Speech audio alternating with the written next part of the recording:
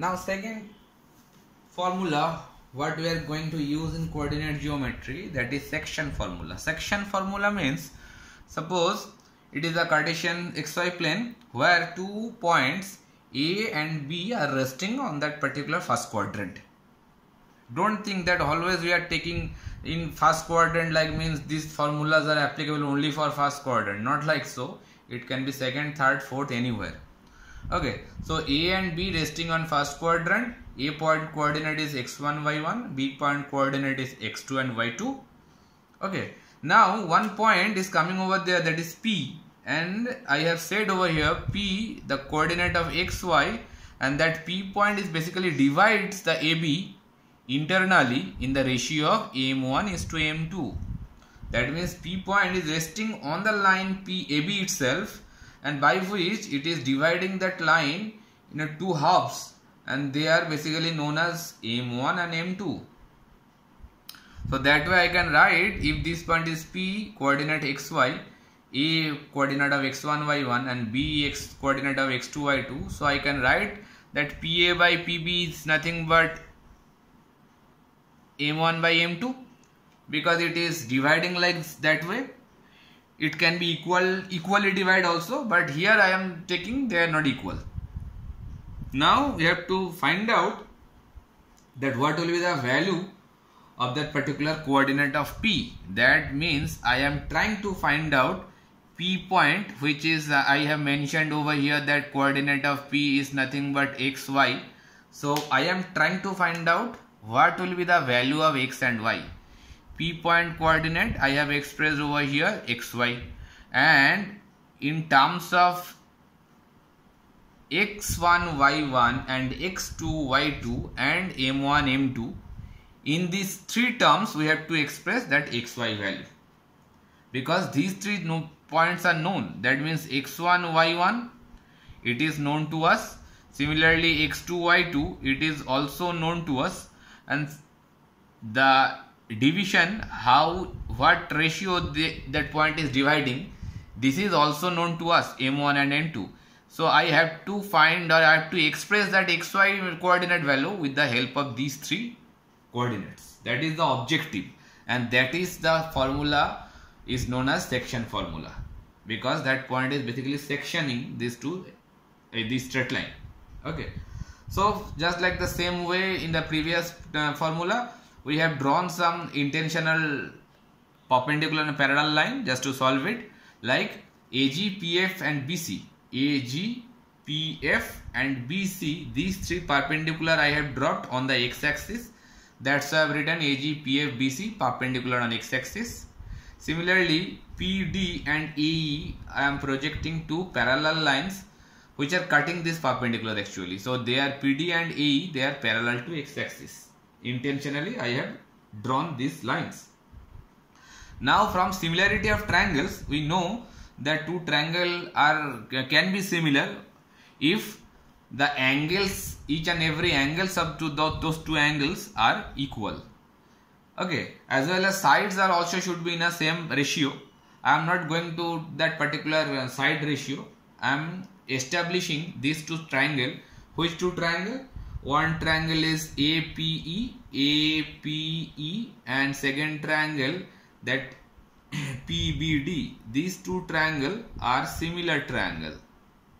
I am going to establish that thing with the help of that three angles theory.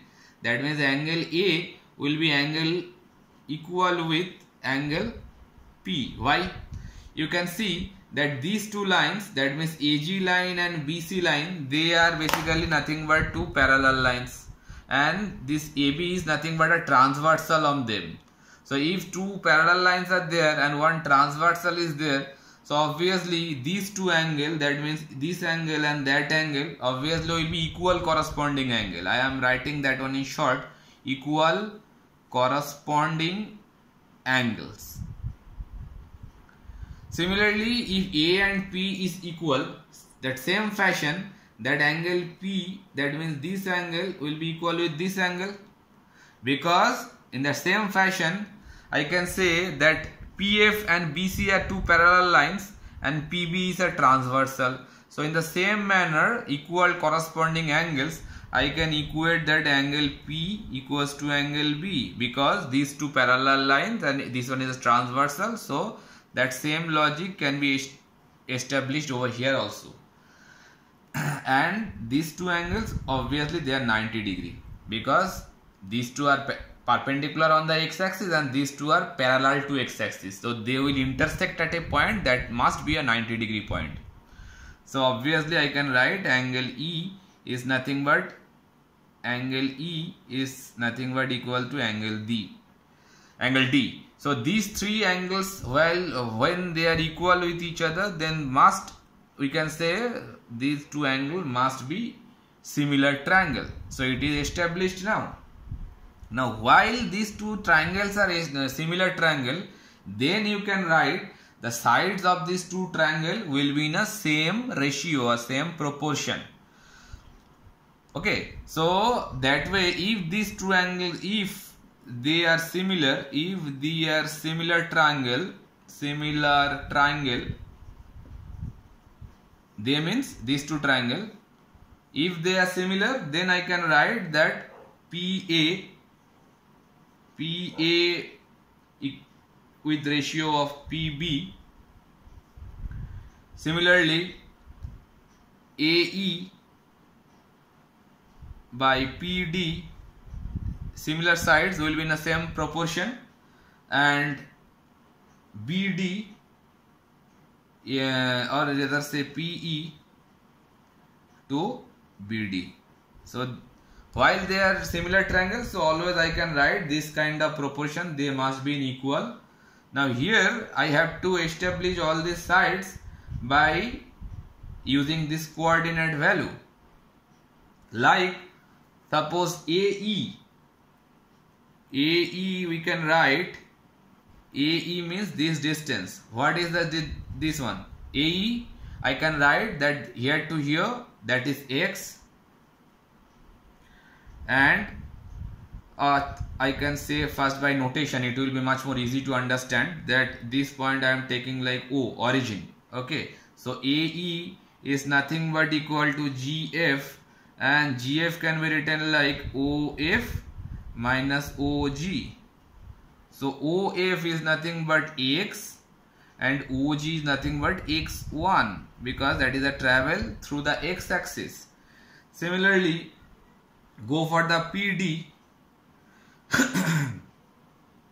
PD, that means this particular distance, PD is written OC minus OF, isn't it? PD is nothing but FC, so FC is OC minus OF. So OC is x2 and OF is x, so x2 minus x. Okay, and in the same fashion I can write for PF. PF means, or rather say PE, right? PE. If I try to find out this PE, then I can write PF minus EF. So PF is nothing but the distance of this particular point, so it will be y, and EF is AG means y1. It's a very simple one, just use the Cartesian plot or Cartesian plane very clearly, then it will be much more easy. Then try to find out this BD part. BD, the BD is OC minus CD. OC is Y2 and CD is OC minus CD. CD is nothing but PF. PF is Y. So Y2 minus Y. So rather I can express these particular four terms by this coordinate value.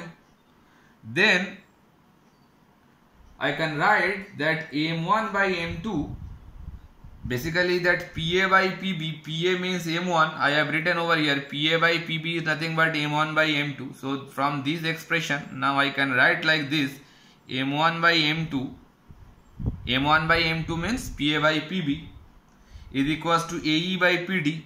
So AE I have expressed now by x by x1, and PD I have expressed by x2 minus x. Similarly, PE I have expressed y by y1, y minus y1, sorry, and BD y2 minus y. So this particular expression now I got. So if you just cross multiply, just suppose I am taking the first two terms, while you are taking these two terms, this one, and do a cross multiplication among these two. So from there you can establish very easily, you can do it with your own copy and pen, very easily it can be done. Just cross multiply both of them and take some common. That means you have to take x as a common.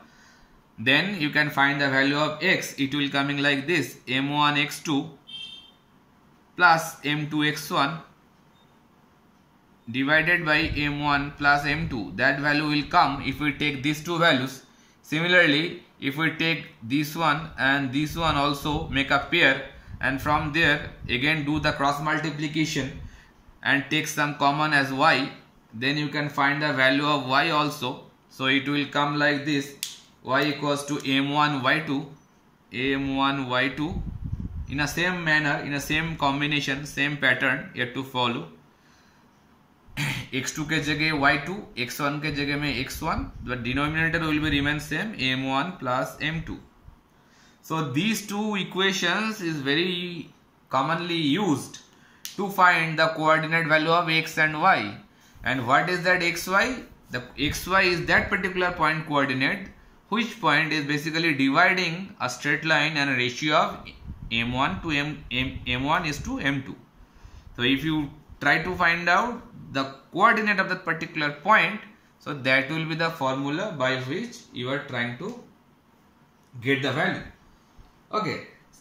Now if this particular formula is going to use, suppose I am telling that this point, that point P, making that equal division, that particular straight line, that means m1 and m2 both are equal. That means m1 is equals to 1 and m2 equals to also 1, equidistant. Or as I say, the P is the midpoint of AV. So that point of time, obviously this relation will be slightly changed. That point of time, suppose I can written like this: equidistant. When this equidistant phenomena will come, while it will come when that particular P point is resting at the midpoint of that particular straight line. Okay, so that point of time, that the coordinate value of P, that means coordinate value of P will be expressed by, very easy, x1 plus x2 by 2 and y1 plus y2 by 2, because that point of time m1 and m2, they are basically getting equal. So in this denominator part, suppose I am taking m1 1 and m2 also 1, so 1 plus 1 it will come 2, and on the top part also it will just m1 and m2, while they are equal, then it will come out and basically they will cancel from the top side. So that way, suppose I am taking equidistance, in this particular case m1 and m2 I am taking as 1. Okay, so in this particular formula, if you put it is 1 and it is 1, so denominator will be 2 and that 2 is over there. And if you put over here 1 and 1, it will not affect at that numerator part, because if it is multiplied with 1 is multiplied with anything, it will be remain same. So that's why that formula will be coming like this way. Okay, while that m1 and m2 is nothing but the one value, that means equidistance. It can be any ratio, but if they are equal, then obviously m1 is to m2, m1 is to m2 always will be 1 if they are equal distance. I can write m1 is to m2, that is 1 is to 1. It is much more clear now. That point of time, that formula will be coming like this. Now you can do some problem with this particular formula. Next, proceeding. Now using section formula, one problem can be solved. The problem statement look like this: if A and B are -2, 2 minus 4 respectively, find the coordinates of P such that AP equals to 3 by 7 of AB and P lies on the line segment AB. So based on these two coordinate value minus 2 and minus 2 minus 4, you can find these two value on the quadrant. It is not so needed to locate these particular points on the xy plane. You can, without denoting this point on the xy plane, you can easily solve this particular problem. I am not saying so that it is very needful, but I am trying to show you people that how these points are resting, so it will be much more easy to understand. So minus 2 arbitrarily I am taking a scale like this. So suppose minus 2 that means x minus 2 and y is also minus 2. So in this particular point, and 2 minus 4, 2 on x side is that is positive and y side that is negative, 2, 3, 4. So suppose this particular point, okay, so that is the point I have drawn, located 2 points. So that is that particular line I am talking about. So this is that particular line which is known as A and B. That point coordinate should be written properly there, 2 minus 4 and minus 2 minus 2. All the time when you are plotting a graph, that point of time the point should be encircled and they should, the coordinate value should be written over there properly. Now one point P is lying on that particular AB line, by which it is dividing that line. I can write that particular expression like this way also, AP by AB is nothing but 3 by 7, isn't it? If this expression is written like this. So AP part is smaller and AB part is AP by AB, that is written, that is 3 by 7. So here we can see that the ratio is given in terms of AP and AB. Now in this particular figure you can see that P is the point which is dividing the line AB. Okay, so that part of that line, if I name it by M1 and if this part is named as M2, so we already seen that these two formula M1 when the point is dividing a line in a ratio of M1 is to M2, that point of time I can write that coordinate of that particular point, x can be written like M1x2 plus M2x1 divided by M1 plus M2, and that y coordinate of that particular point also can be written in the same manner M1y2 plus M2y1 divided by M1 plus M2. That two formula we knew already, but here you can see that the point P is dividing this AB line, but M1 M2 is not given, because here I can see AP and AB. AB means the whole line, AP means one part. That ratio is given, that is 3:7, and we want to get the ratio of AP is to PB. Understood? So that way, if I easily you can find out the part of PB. So if the AP, suppose I am taking like AP is 3x, let, and AB I am assuming that is 7x. So the whole part, that means the AB, the whole straight line, I can write it 3x plus 7x, that is nothing but, whole part, that is AB, AB is known to us. Now I try to find out PB. So if I try to find out PB, that can be write like this, AB minus AP. So AB is 7x and AP is 3x. So that way very easily PB can be find out, that is 4x. So now we can get these two part, M1 is to M2. M1 is nothing but that AP part and M2 is nothing but PB part. So AP is 3 and PB is 4 in terms of ratio. 3x is to 4x means 3 is to 4. Now we got this ratio finally. So Well, while m1 and m2 are known to us, and x1, here I can take a point like x1 y1 minus 2, and y1 I can take minus 2 also, and x2 I am taking b point, so 2, and y2 is minus 4.